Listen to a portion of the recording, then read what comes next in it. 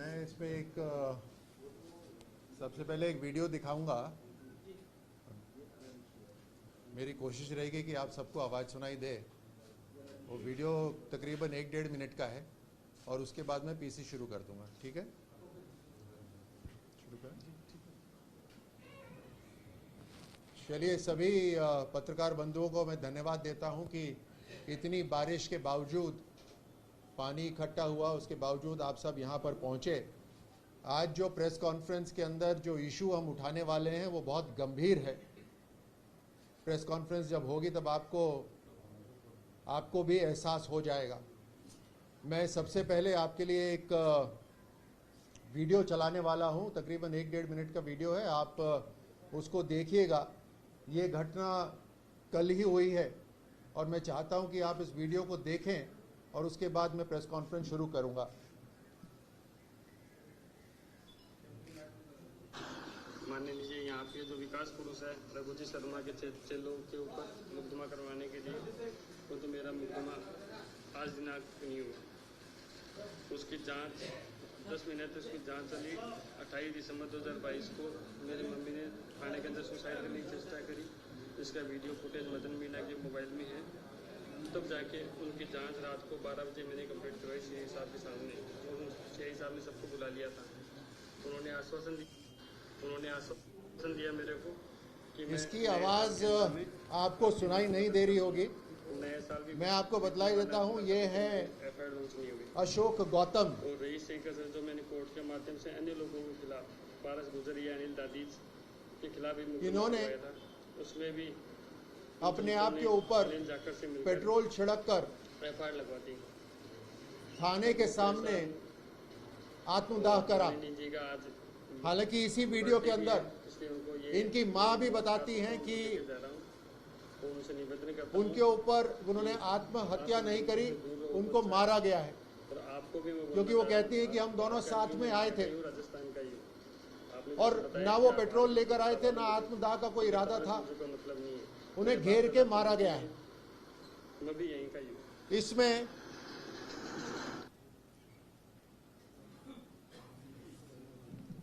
इसके अंदर अशोक गौतम जी बता रहे हैं, ये एक व्यापारी है। इन्होंने राजस्थान के अंदर इन्वेस्टमेंट करा, उसके अंदर पार्टनर बने इनके। तकरीबन 1 साल से इनके साथ धोखा हो रहा था। इन्होंने कहा कि अपने वीडियो में कहा, माफ कीजिए आप तक आवाज नहीं आई, हम आपके साथ शेयर कर लेंगे ये वीडियो तुरंत इसके बाद में। इन्होंने अपने वीडियो में कहा कि राजस्थान की कांग्रेस सरकार के एक बड़े मंत्री रहे हुए रघु शर्मा जी के चेले इनके पार्टनर थे और उनके दबाव में पिछले 1 साल से कोई कार्रवाई नहीं हुई। कोर्ट जाने के बावजूद जो एफआईआर दर्ज हुई उस पर एफआईआर लगा दी गई। और इन्होंने कहा, गहलोत साहब को इशारा करते हुए, कि आपके पुलिस थानों के सामने जो लिखा रहता है कि अपराधियों को डर है, उसको मिटा दीजिए और ये लिख दीजिए कि नेताजी का डर और पैसों पे विश्वास। अपने वीडियो में उन्होंने कहा कि गहलोत साहब सभी पुलिस थानों में ये लिखवा दें, क्योंकि 1 साल से व्यक्ति बुरी तरह से परेशान हो चुका था। क्योंकि राज्य में जो सत्ता में है उन ताकत की वजह से उन्होंने एफआईआर लगा दी, इसके ऊपर दबाव डाला, इसको सेटलमेंट की बात करने की कोशिश करी, इसने सेटलमेंट भी मान लिया। उसके बावजूद भी एक भी पैसा नहीं मिला। आखिर इसने आत्मदाह करने का सोचा, वो भी रघु शर्मा जी के जन्मदिन पर, शायद 2-3 दिन पहले था। उसी दिन उन्होंने वो वीडियो करा कि मैं आत्मदाह करने जा रहा हूं, और ये घटना जो वीडियो है ये उसी दिन का वीडियो है। ये है गहलोत सरकार का विकास, कि जनता में डर और अपराधियों में विश्वास। एक तरफ प्रधानमंत्री मोदी जी सबका साथ सबका विकास की बात करते हैं, वहीं पर ही राजस्थान के मुख्यमंत्री उनका नारा है अपराधियों का साथ और जनता अनाथ। ये अपनी सत्ता के दम पर इन्होंने बाहर रहने वाला, प्रदेश से बाहर रहने वाला, उसने पूंजी निवेश करा, उसको 1 साल तक उन्होंने चूसा, हर तरह से उसको लूटा, पार्टनरशिप का धोखा देकर सत्ताधारी लोग।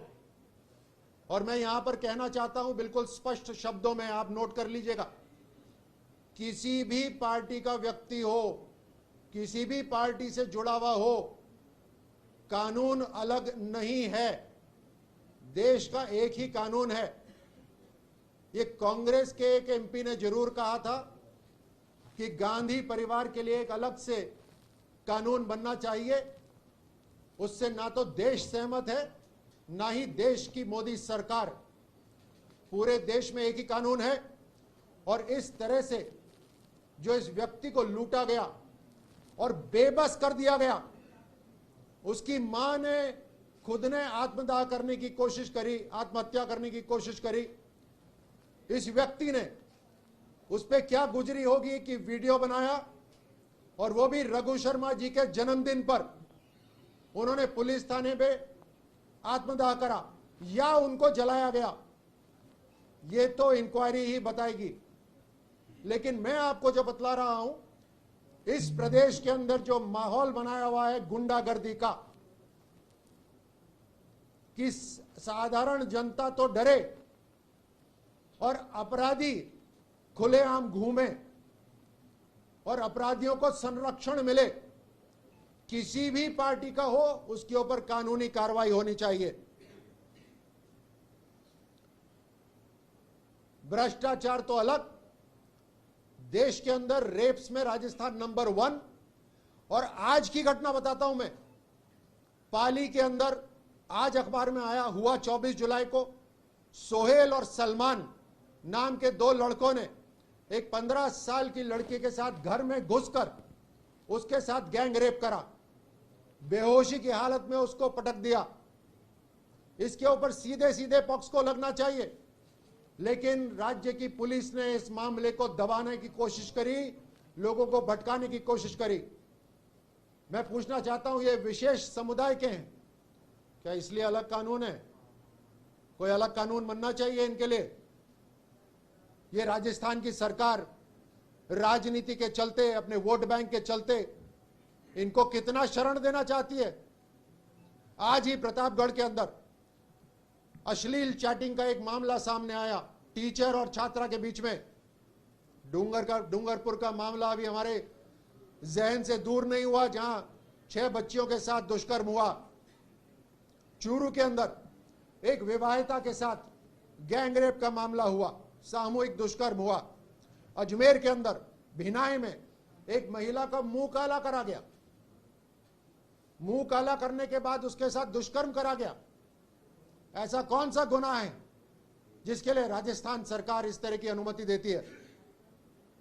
जयपुर के अंदर एक युवती से दुष्कर्म हुआ, जोधपुर के अंदर हुआ, बूंदी के अंदर हुआ, बाड़मेर के अंदर गैंग रेप हुआ नाबालिग के साथ।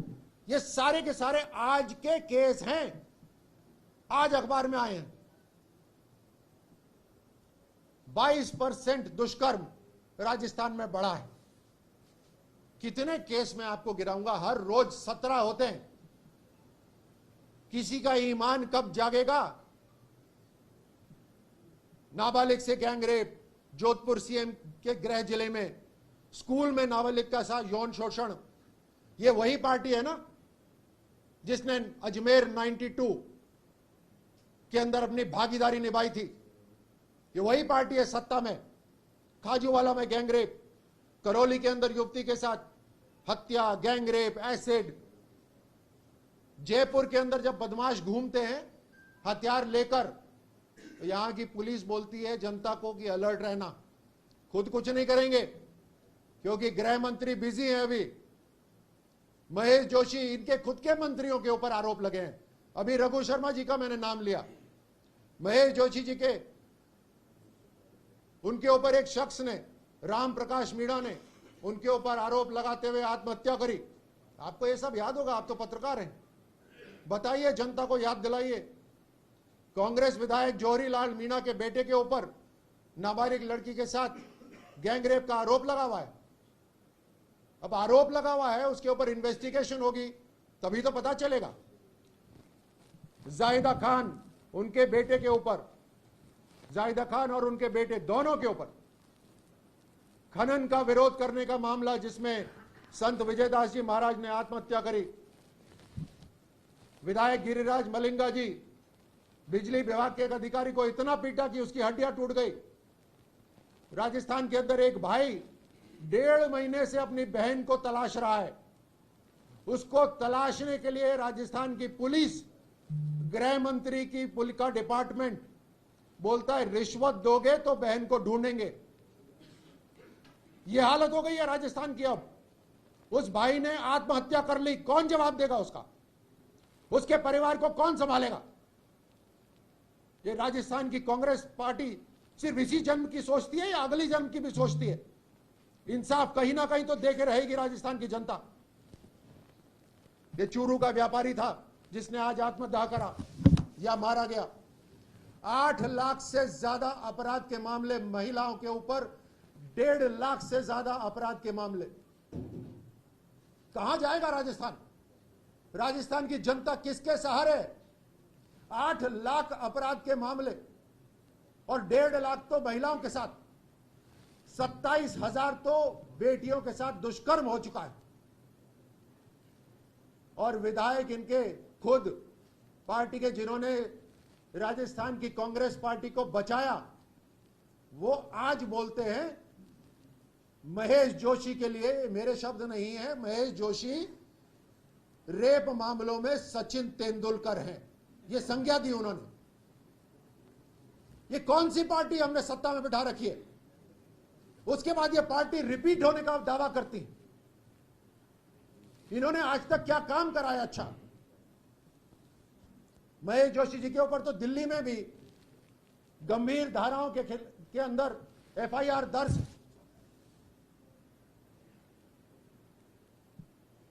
अब एक लाल डायरी नहीं, इनके ऊपर तो पूरी की पूरी लाइब्रेरी खोली जा सकती है। इनके हर एक विधायक के ऊपर एक अलग लाल डायरी बन सकती है।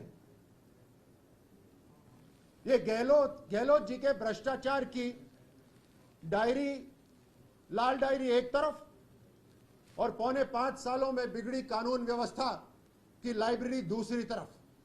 भ्रष्टाचार की लाल डायरी और अपराध और बिगड़ी कानून व्यवस्था की काली डायरी, ये सारी तैयार हो सकती है।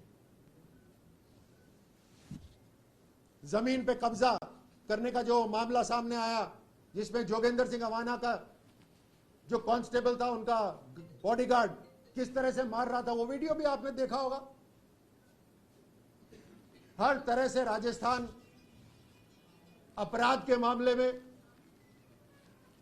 बेरोजगारी और भ्रष्टाचार के मामले में देश में नंबर 1 बना हुआ है। इनके कांग्रेस विधायक मेवाराम जैन पर भ्रष्टाचार के आरोप लगे हुए हैं। इनकी मंत्री जाहिदा खान पर स्मार्ट क्लासेस के टेंडरों के आरोप लगे हुए हैं, कमीशन खोरी के।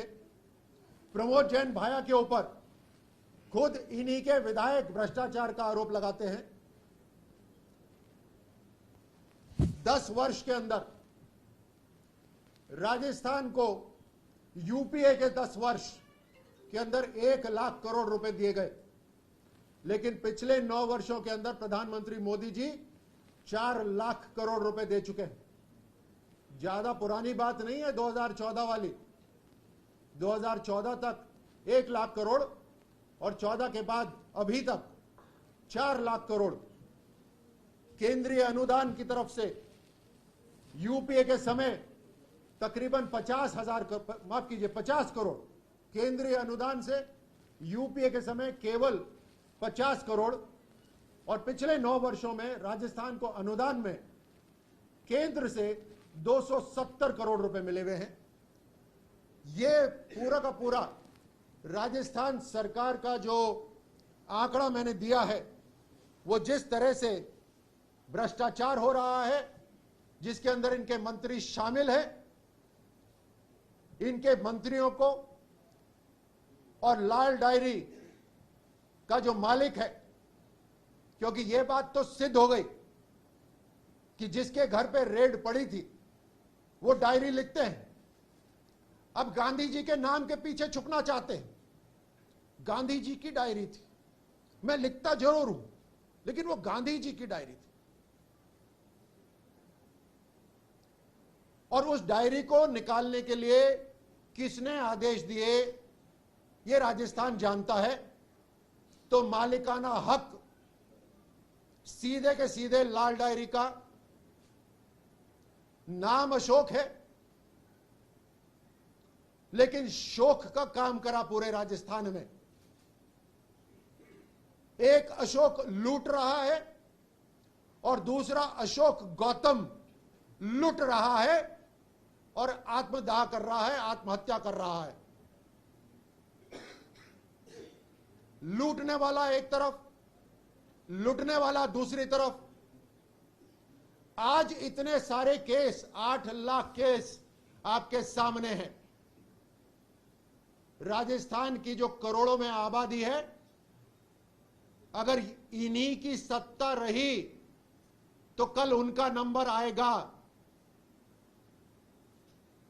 जिनका ईमान नहीं होता, जिनका धर्म नहीं होता, जो तुष्टीकरण की राजनीति करते हैं, जो लूट की दुकान चलाते हैं, जिनका पुराना रिकॉर्ड है दुष्कर्म का, यौन शोषण का,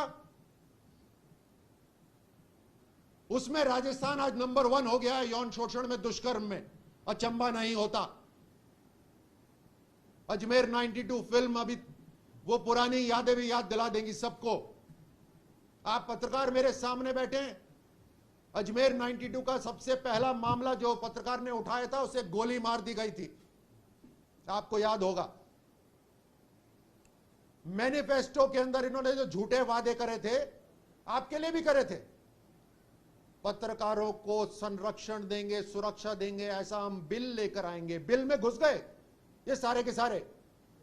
दम नहीं है इनमें सच्चाई का सामना करने का, ना ही सच्चाई से काम करने का। गलत भाषा का प्रयोग करते हैं बार बार। गलत लोगों को साथ में लेकर सत्ता चलाना चाहते हैं ये लोग। लेकिन ये सच्चाई है जो मैंने आपके सामने रखी है। और लाल डायरी एक सिंबल है इनका, जो हम इनको चुनाव तक याद दिलाते रहेंगे। जनता इनको याद दिलाती रहेगी। इनकी पूरी की पूरी सरकार, जिसमें इनके मुख्यमंत्री शामिल, पूरी तरह से लाल डायरी के अंदर उनके नाम लिखे हुए होंगे। तभी इनको बड़ी घबराहट हो रही है। कह रहे हैं लाल डायरी का मामला तो पारिवारिक मामला है। ऐसी बातें वो बार बार कर रहे हैं। ये सच्चाई है और ये सच्चाई बता रही है लाल डायरी। छक्के छुड़ा रही है लाल डायरी। काले कारनामों का है कच्चा चिट्ठा, रंग चेहरे का उड़ा रही है लाल डायरी। धन्यवाद। मुख्यमंत्री कह रहे हैं कि लाल डायरी कुछ है ही नहीं, लाल तो टमाटर है, लाल तो सिलेंडर है। बीजेपी उस पर तो बात कर ही नहीं रही है।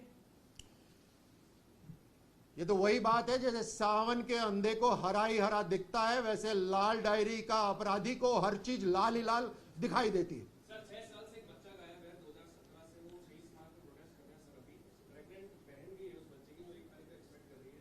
महेश जोशी जी से हमने पूछा ऑन स्पॉट, जब कांग्रेस का प्रोटेस्ट था, वो कहते हैं कि बीजेपी प्रोटेस्ट खराब करने के लिए सांप छोड़ देती है। 2017 से उनका 6 साल से बच्चा गायब है। देखो, ये तो जैसे आपके साथी एक केस बता रहे हैं, कुछ केस मैं बता रहा हूं, कुछ केस आप अखबार में लिख पाते हैं। आपके अखबार कम पड़ जाएंगे इनके अपराधों की लिस्ट बनाते बनाते। न जाने कितने लोग ऐसे होंगे जिन्होंने आत्महत्या कर ली होगी, लेकिन उनका मामला सामने नहीं आया होगा। सर उन्होंने इच्छा मृत्यु के लिए लेटर लिखा है president of India, supreme court और प्राइम मिनिस्टर को। वो कह रहे हैं मैं इच्छा मृत्यु दे दो, अगर आप न्याय नहीं दे सकते। बीजेपी से 3 बार मिली है। सब जन सुनवाई में पूरा कैसा चिट्ठा बता दिया।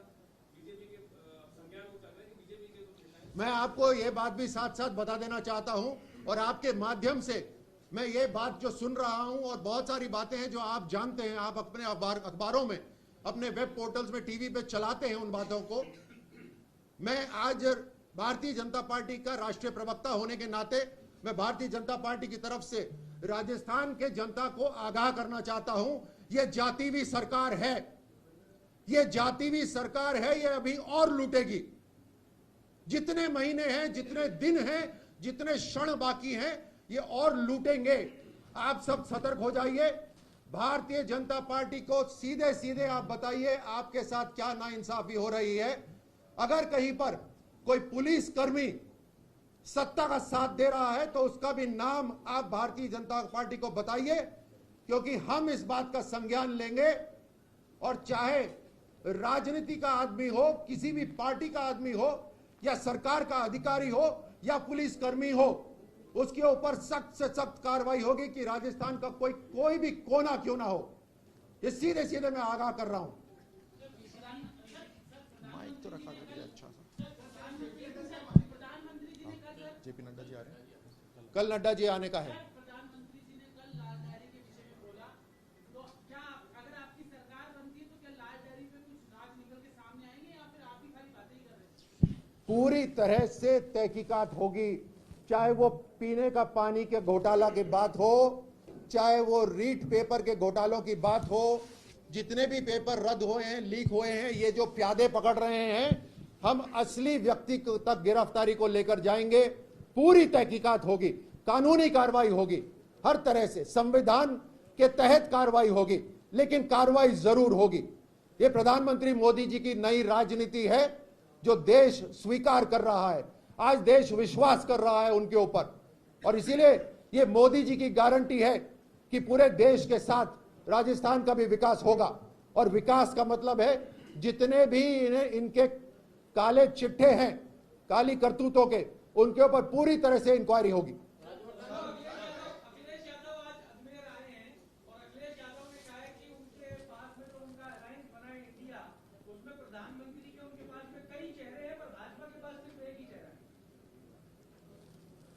ये सारे जो कई चेहरों की आप बात कर रहे हैं, ये कई चेहरे, आपकी भाषा बोल रहा हूं, कई चेहरे अलग अलग दिशा में खींचने वाले चेहरे हैं, अलग अलग इनकी राजनीतिक सोच है, लेकिन एक जगह ये सारे एक साथ आते हैं और वो है घोटाला करना। घोटाले करने में ये सब एक है, ये इनकी असलियत है।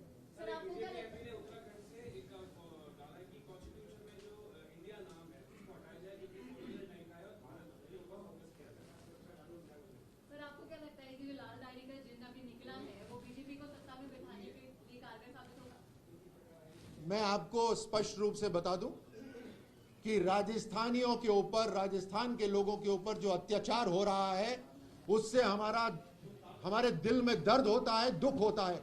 हर रोज 17 बहन बेटियों के साथ जो बलात्कार हो रहा है, यहां पर मुझे बोलते हुए शर्म आती है। हमें यह सब नहीं चाहिए सत्ता में आने के लिए। भारतीय जनता पार्टी के ऊपर विश्वास है। भारतीय जनता पार्टी के अच्छे कामों की वजह से 5 साल में 5वीं सबसे मजबूत अर्थव्यवस्था, और प्रधानमंत्री मोदी जी के तीसरे कार्यकाल के अंदर दुनिया के टॉप 3 देशों में भारत होगा। यह हमारा काम है।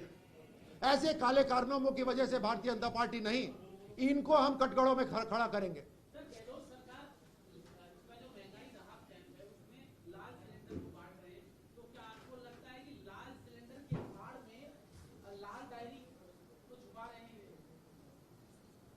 मैंने आपको अभी थोड़ी देर पहले कहा था ना कि सावन के अंधे को हरा हरा दिखता है, वैसे ही इनको हर चीज लाल लाल। अब इन्होंने जो घोटाले करे, उन घोटालों में से ये 1 या 2 चवन्नी राजस्थानियों के सामने फेंकना चाहते हैं अपने काले करतूतों को छुपाने के लिए। राजस्थान जैसा स्वाभिमानी प्रदेश इसको ठुकराएगा, ठोकर मारेगा और इनको भी लात मार के बाहर निकालेगा।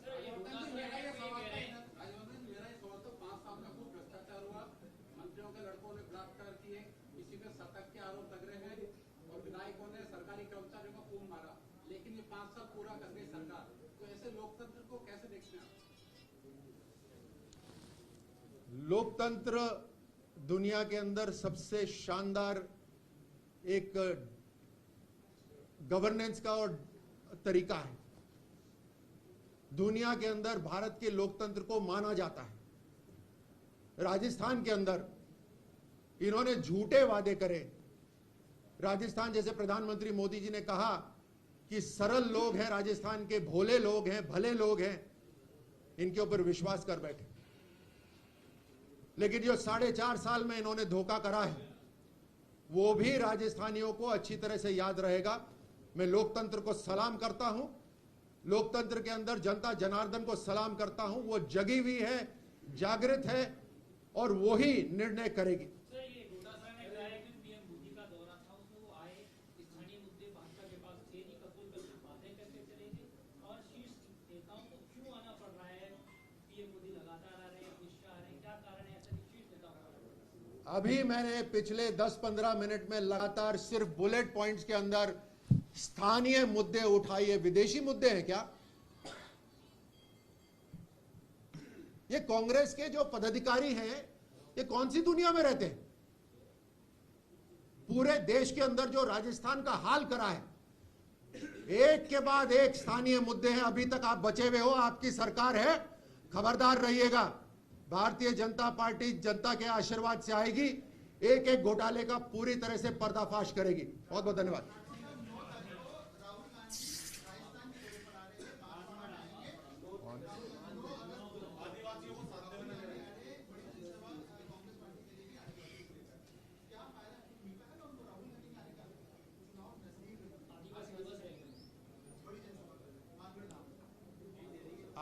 आदिवासियों का शोषण हो रहा है। अब माइक ऑन हुआ है।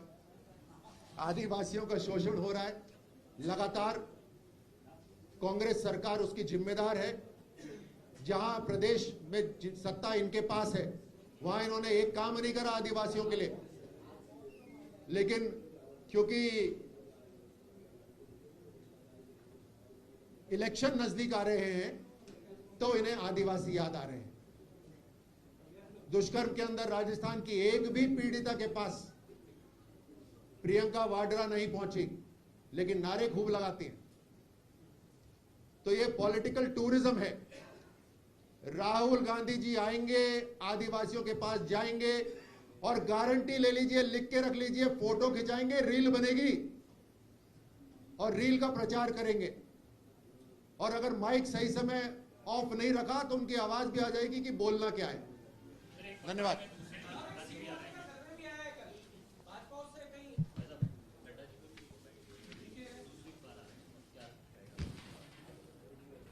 अभी अभी पूरी राजस्थान सरकार ने जो 4.5 साल में डकैतियां करी थी, लूट मचाई थी, उसका सिर्फ पिटारा खोलने का ऐलान करा है। हम ये बांटेंगे, हम ये करेंगे, हम वो करेंगे। पूरे प्रदेश के अंदर एक चेहरा दिखाई दे रहा है और तकरीबन लाल रंग साथ में दिखाई दे रहा है। लेकिन जब बांटने की बात आएगी और वो भी आखिर के 2 महीनों में, तब इनकी असलियत पता चलेगी। नड्डा जी, मैं सिर्फ आपको सूचित, दूसरी बार नड्डा जी का कार्यक्रम है, किस तरह से पदाधिकारियों के साथ चर्चा करेंगे? देखिए, भारतीय जनता पार्टी के जो राष्ट्र अध्यक्ष हैं वो एक साल में तकरीबन 4 लाख किलोमीटर का सफर कर लेते हैं। हर प्रदेश में बार बार जाते हैं। राजस्थान में आ रहे हैं, राजस्थान में उनका हमेशा स्वागत है। हम तो चाहेंगे कि हर रोज आए। लेकिन मैं सिर्फ आपको सूचित कर रहा हूं, ये प्रेस कॉन्फ्रेंस नड्डा जी के कार्यक्रम की नहीं है, लेकिन मुझे बता रहे हैं प्रमोद जी कि नड्डा जी कल यहां पर उपस्थित होंगे राजस्थान।